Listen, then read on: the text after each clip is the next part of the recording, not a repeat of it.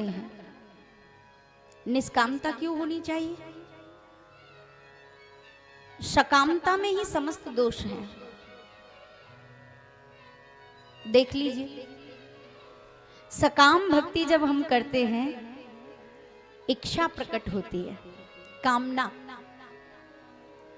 हमें ऐसा घर चाहिए, हमें ऐसा वस्त्र चाहिए, हमें ऐसा भोजन चाहिए, हमें ऐसी गाड़ी चाहिए। ये सकामता में प्रकट होता है।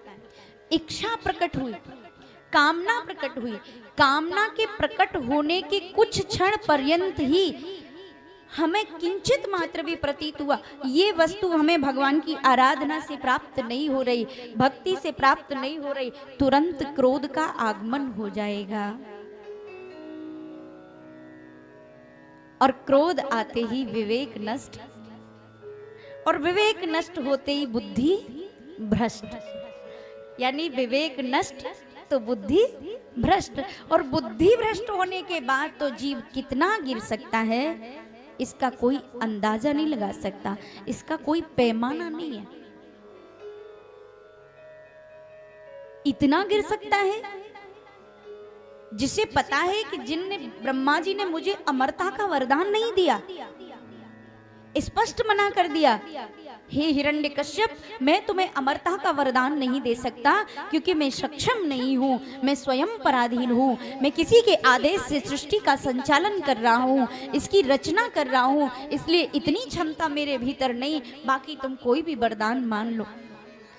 लेकिन बुद्धि इतनी भ्रष्ट हुई हिरण्यकश्यप की, इतना ब्रह्मा जी के कहने के उपरांत भी वो उसी ब्रह्म को, उसी के निरादर में, उसी नारायण के अपमान में और खुद को श्रेष्ठ, उसको अपूज्य और खुद को पूज्य बनाने में जो लगा हुआ है, जो देख रहा है एक छोटे से बालक को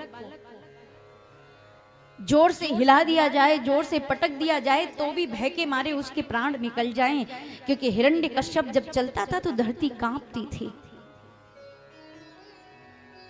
अनेक संसार के प्राणी भयभीत हो जाते थे।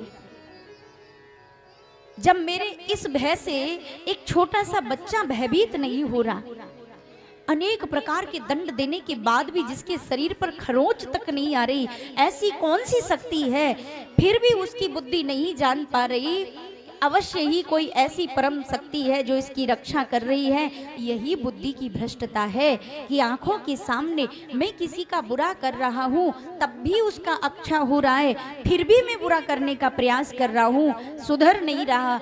इतनी स्तुति तक बुद्धि भ्रष्ट